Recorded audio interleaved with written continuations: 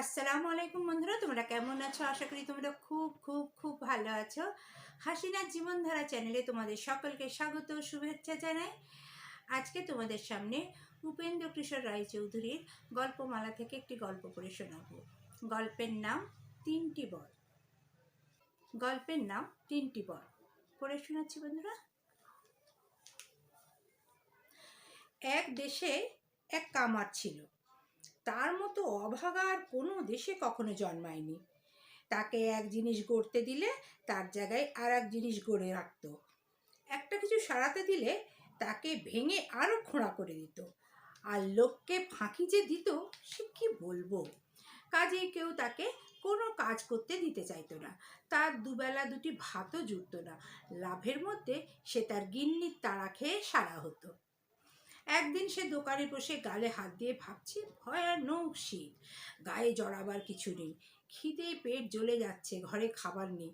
এমন সময় কোত্থেকে এক এই লম্বা সাদা দাড়িওয়ালা বুড়ো লাঠি ভর করে কাঁপতে কাঁপতে এসে তার দোকানের সামনে দাঁড়িয়ে বলল, জয় হোক বাবা, দুঃখী বুড়োকে কিছু খেতে দাও। কামার বলল, বাবা, খাবার যদি থাকতো তবে নিজেই দুটি খেয়ে বাঁচতুম। দুদিন পেটে কিছু পড়েনি, ছেলে পুলে নিয়ে উপোস করছি, তোমাকে কোত্থেকে দেব? তুমি না হয় ঘরে এসে একটু গরম হয়ে যাও, আমি হাঁপড় ঠেলে আগুনটা উস্কিয়ে দিচ্ছি। বুড়ো তখন কাঁপতে কাঁপতে ঘরে এসে বলল, আহা, বাঁচালে বাবা, শীতে জমে গিয়েছিলুম। তুমি দেখছি তবে আমার চেয়েও দুঃখী।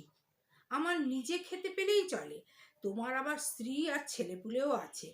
এই বলে বুড়ো আগুনের কাছে এসে বসলো। কামার খুব করে হাঁফুট ঠেলে আগুন উস্কিয়ে তাকে গরম করে দিল।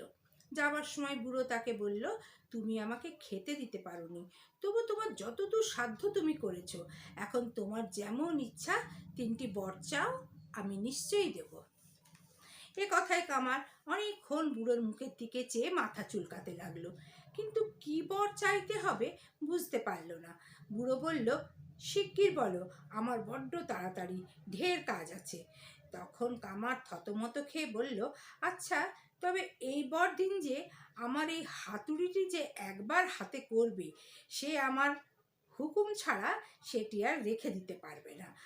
আর যদি তা দিয়ে ঠুকতে আরম্ভ করে তবে আমি থামতে না বললে আর থামতে পারবে না। বুড়ো বলল, আচ্ছা তাই হবে, আর কি বর চাই?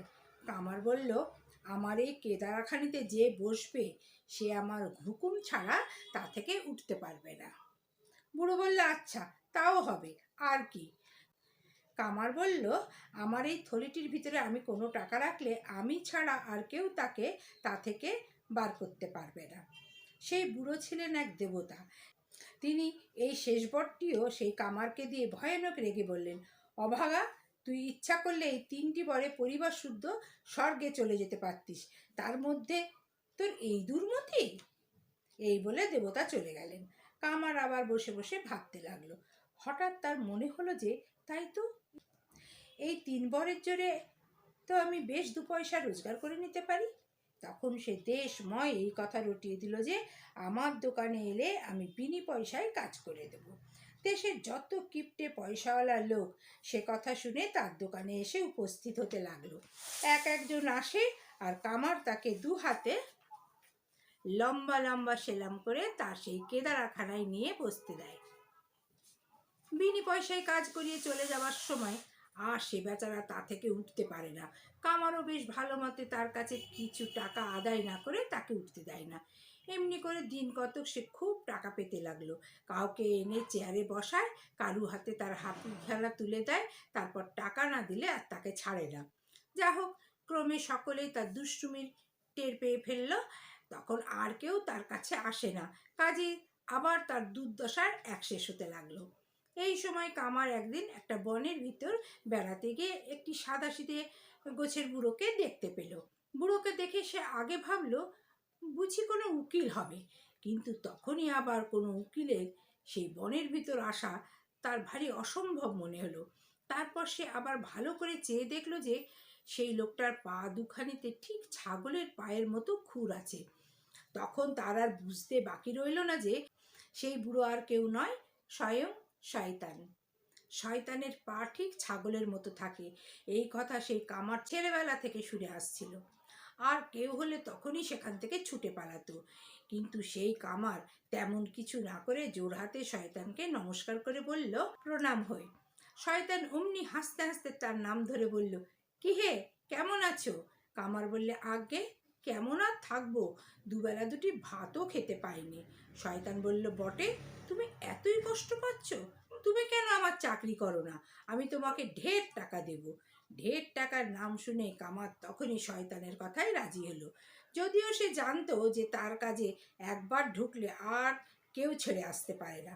শয়তান তখন তাকে 3 থলি মোহর দিয়ে বলল, এখন গিয়ে এই টাকা দিয়ে খুব আরামে খাও দাও।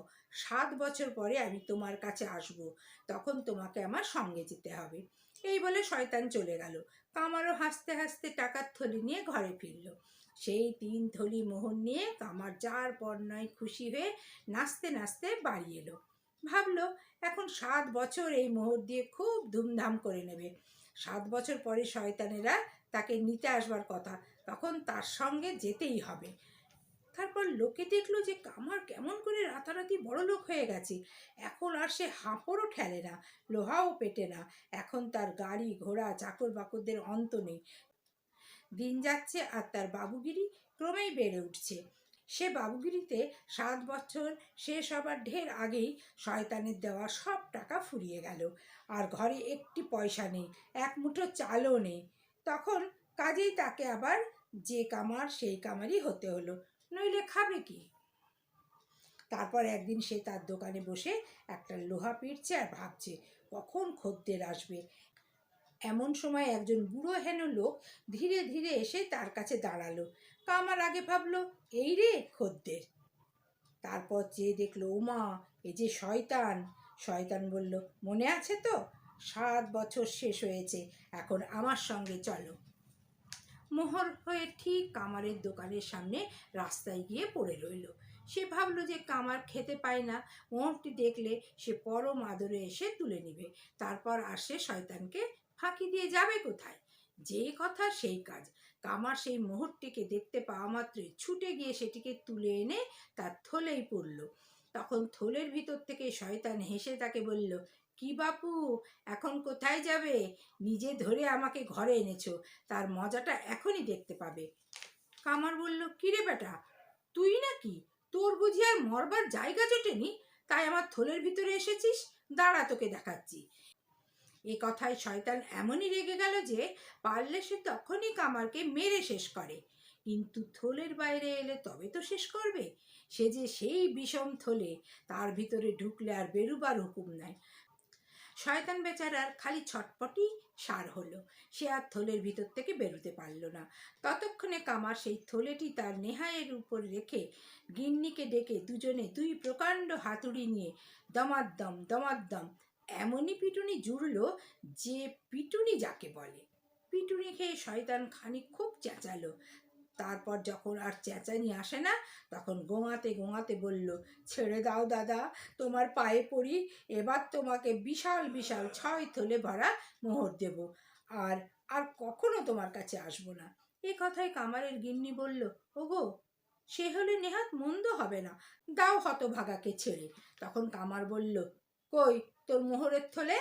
বলতে বলতে এমনি বড় বড় মোহরের থলে এসে হাজির হলো যে তারা দুজনে মিলেও তার একটাকে তুলতে পারে না।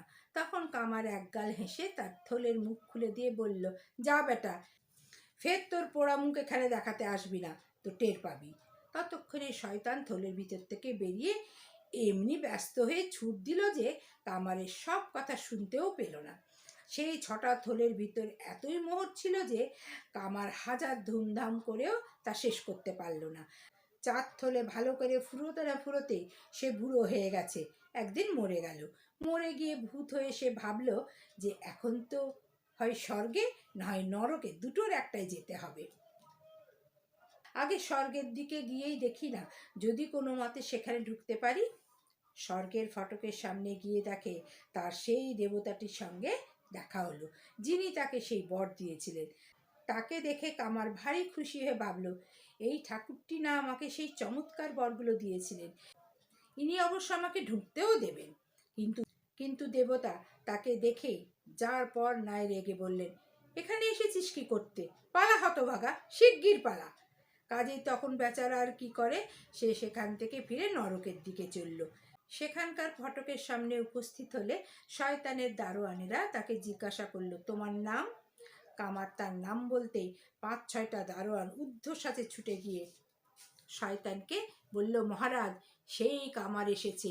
তা শুনে শয়তান বিষম চমকে গিয়ে একটা লাফ যে দিল, তারপর পাগলের মতো ফটকের কাছে ছুটে এসে দারোয়ানদের বলল, শিগগির দরজা বন্ধ কর, আঁট হুড়কো, লাগা তালা, খবরদার ও বেটাকে ঢুকতে দিবি না। ও এলে আর কি আমাদের রক্ষা থাকবে? শয়তানের গলা শুনে কামার গড়াদের ভিতর দিয়ে উঁকি মেরে হাসতে হাসতে বলল, কি দাদা, কি খবর? সে কথা শেষ না হতেই শয়তান এক লাফে এসে এমনি তার নাক মলে দিল যে কি বলবো। কামার তখনই সেখান থেকে চেঁচাতে চেঁচাতে ছুটে পালালো, কিন্তু তার আগেই তার নাকে আগুন ধরে গিয়েছিল। সে আগুন আজও নেবেনি। কামার তার জ্বালায় অস্থির হয়ে জ্বলায় জ্বলায় নাক ডুবিয়ে বেড়ায়। সে আগুন দেখতে পেলে বলে, ওই আলেয়া। বন্ধুরা, তোমাদের যদি ভালো লেগে থাকে তাহলে লাইক, কমেন্ট, শেয়ার করো। নতুন হলে সাবস্ক্রাইব করতে কিন্তু ভুলো না। অফুরন্ত স্নেহ, ভালোবাসা, শ্রদ্ধা জানিয়ে এখানেই শেষ করছি। আবার আসবো নতুন কোনো ভিডিওতে তোমাদের সামনে গল্প নিয়ে। তোমরা সবাই খুব ভালো থেকো। আল্লাহ হাফিজ।